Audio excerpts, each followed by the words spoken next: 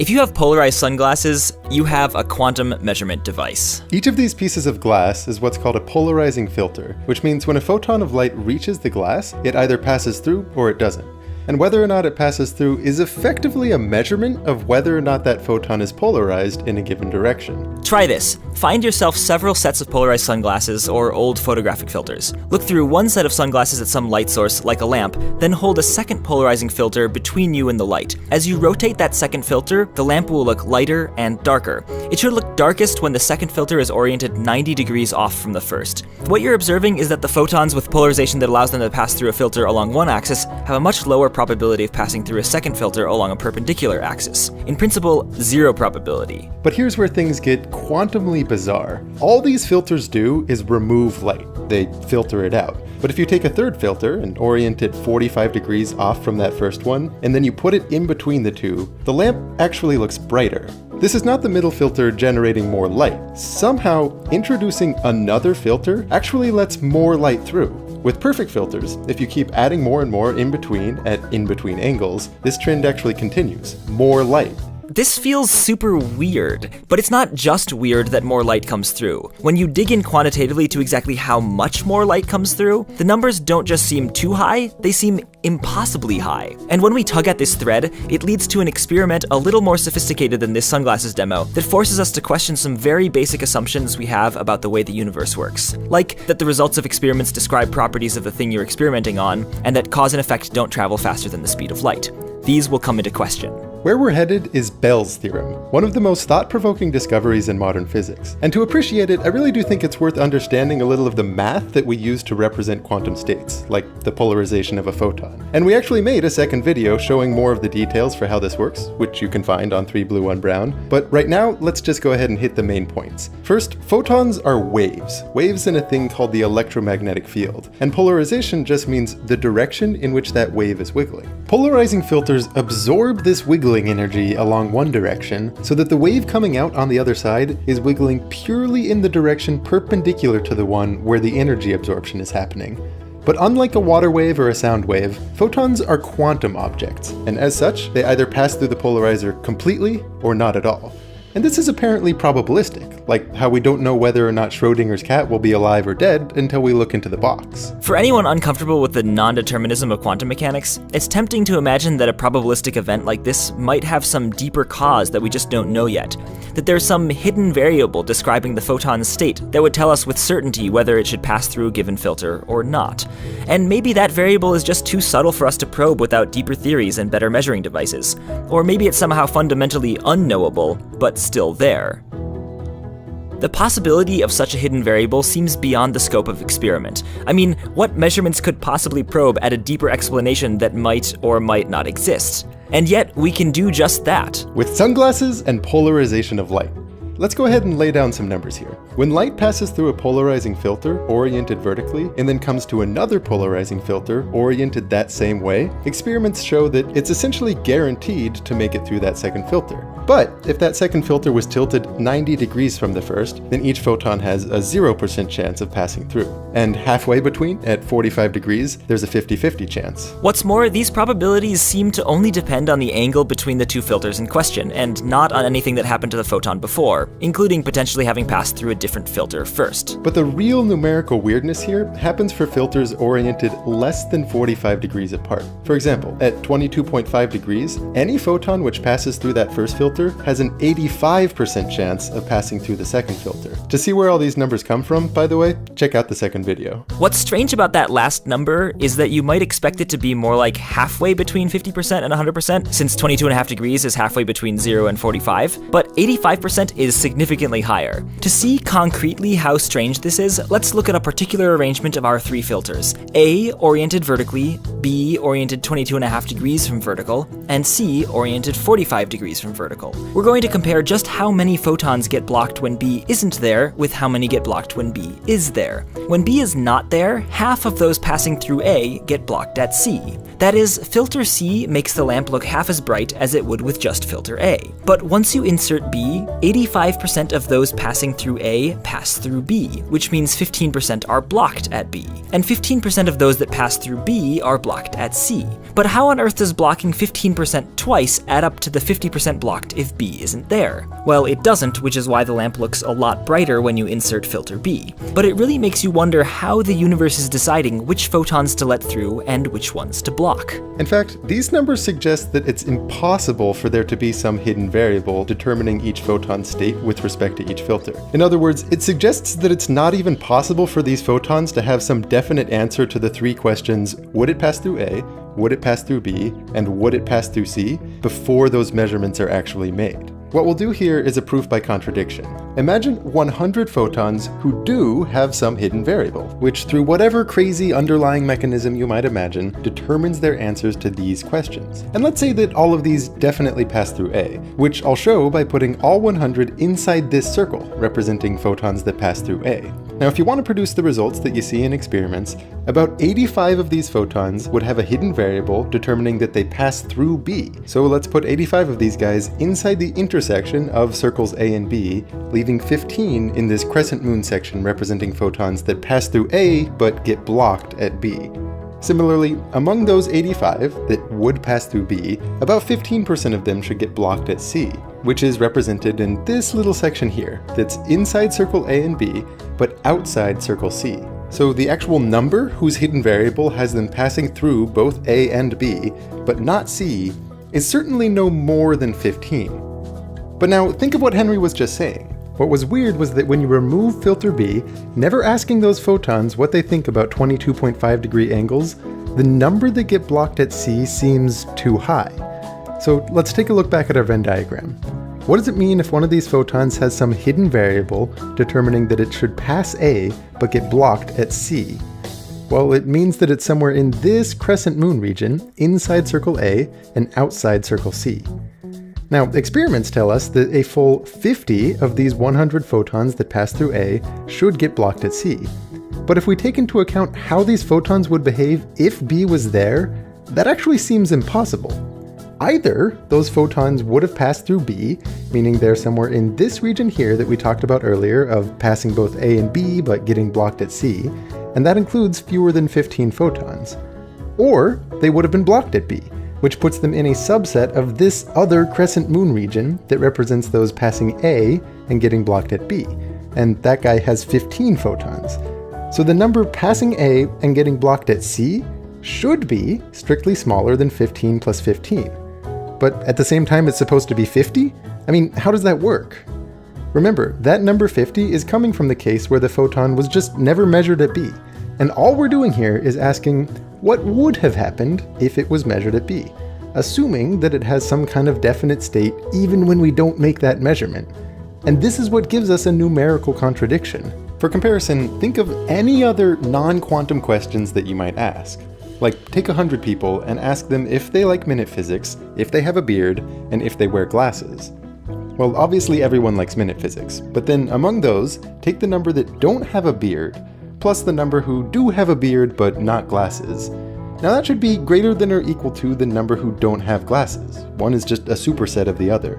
But as absurdly reasonable as this is, some questions about quantum states seem to violate that inequality, which contradicts the premise that these questions could have definite answers, even when the measurements are not made, right?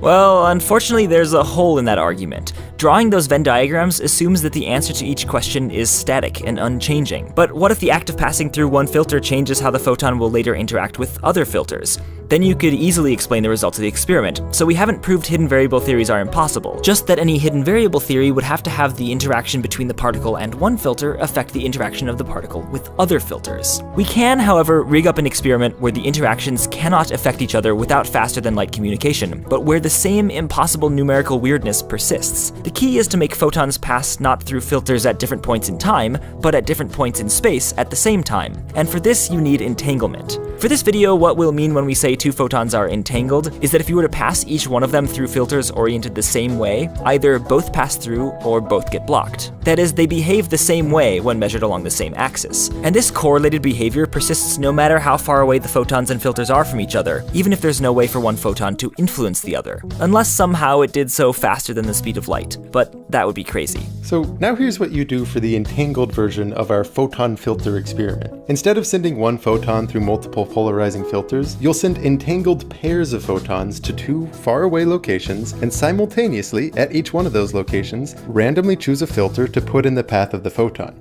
Doing this many times, you'll collect a lot of data about how often both photons in an entangled pair pass through the different combinations of filters. But the thing is, you still see all the same numbers as before. When you use filter A at one site and filter B at the other, among all those photons that pass through filter A, about 15% have an entangled partner that gets blocked at B. Likewise, if they're set to B and C, about 15% of those that do pass through B have an entangled partner that gets blocked by C. And with settings A and C, half of those that get through A get blocked at C. Again, if you think carefully about these numbers, they seem to contradict the idea that there can be some hidden variable determining the photon states. Here, draw the same Venn diagrams that we had before, which is to assume that each photon actually does have some definite answers to the questions: would it pass through A, would it pass through B, and would it pass through C? If, as Henry said, 15% of those that pass through A get blocked at B, we should nudge these circles a bit so that only 15% of the area of this circle A is outside circle B.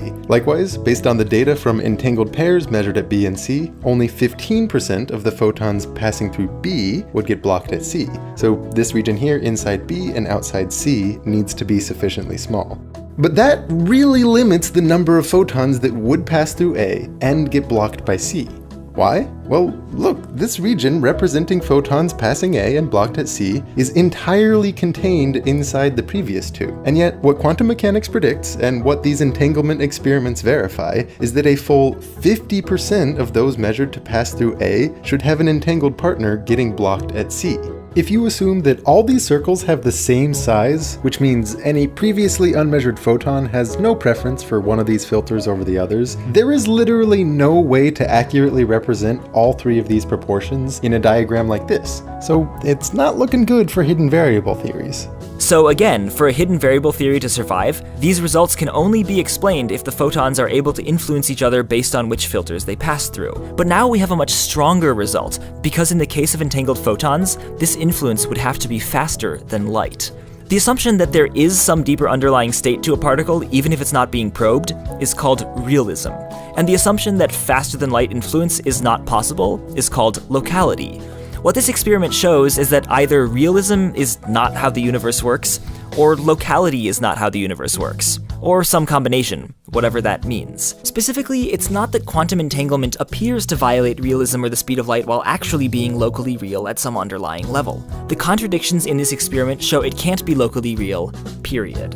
What we've described here is one example of what's called a Bell inequality. It's a simple counting relationship that must be obeyed by any set of questions with definite answers, but which quantum states seem to disobey. In fact, the math of quantum theory predicts that entangled quantum states should violate Bell inequalities in exactly this way. John Bell originally put out the inequalities and the observation that quantum mechanics would violate them in 1964. Since then, numerous experiments have put it into practice, but it turns out it's quite difficult to get all your entangled particles and detectors to behave just right, which can mean observed violations of this inequality might end up with certain loopholes that might leave room for locality and realism to both be true. But the first loophole-free test happened in 2015. There have also been numerous theoretical developments in the intervening years, strengthening Bell's and other similar results. That is, strengthening the case against local realism. In the end, here's what I find crazy. Bell's theorem is an incredibly deep result, upending what we know about how our universe works, that humanity has only just recently come to know. And yet the math at its heart is a simple counting argument, and the underlying physical principles can be seen in action with a cheap home demo. It's frankly surprising more people don't know about it. Thank you so much for watching, and thank you again to Grant for doing this collaboration. This is a topic that I've wanted to do for ages and would not have gotten around to it were it not for doing this with Grant. You know, it's a longer video and his style makes perfect sense for doing something like that. Thank you for letting me be part of this. This is definitely something outside of my wheelhouse I wouldn't usually have done. So definitely go check out Grant's channel, 3 Blue 1 Brown, and in particular check out the second video that goes along with this one. It's about kind of fundamental math of quantum mechanics. I mean, we just kind of want to show how the math of waves is kind of the same thing as the math of quantum mechanics, so check it out. I hope you like it. I was just going to ask you, Henry, what aspects of this project went differently from what you might have expected when we first started talking about it? I think it took longer than I expected. Projects always take longer than you expect, but this took even longer than I expected it to be long. Oh yeah. I don't know, part of this, I think it took long because there's Bell's theorem in particular. There's like 1,000 different ways you can go about it, right? I don't know about like the other topics you do, but usually there's like a handful of approaches you can take, and you kind of choose one, you talk with someone about it, and you go down that path. Typically, Bell's theorem is arrived at, and the way it was historically arrived at is thinking about this kind of spooky action at a distance due to entanglement and measurements on entangled particles. And we came at it a totally different direction, which I have never seen before, and hopefully people won't be horribly angry with us for doing. Well, so, okay, here's one thing I kind of found interesting when I was just chatting with you about, not even about this project, but you explicitly called out how you don't do, like, great man science, right? You don't want to highlight, like, Einstein is the one that came up with this, like, on his own. Right. And this is usually a very, like, Einstein-y topic, so it's so tempting to, like, make him the main character of the video, like, look, he was wrong in this way. Yeah, like, this video could very easily have been about Einstein making this, prediction or claim that then Bell disproved, and it's about how Einstein was wrong and Bell was right. Yeah, right. And we hardly even mentioned the people in the video. But I like that. How was it doing physics instead of math?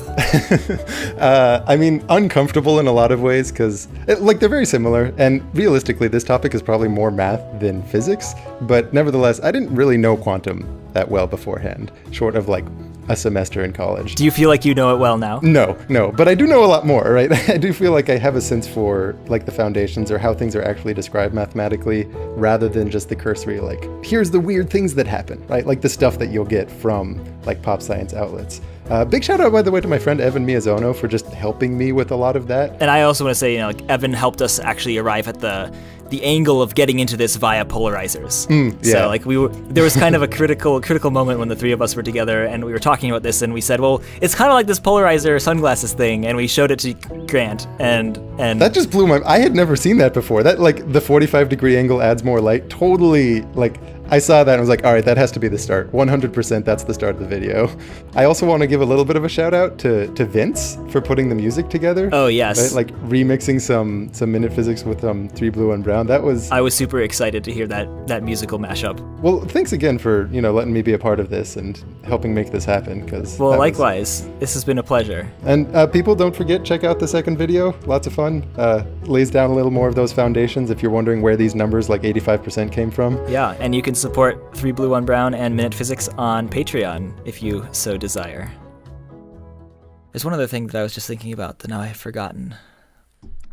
Oh well.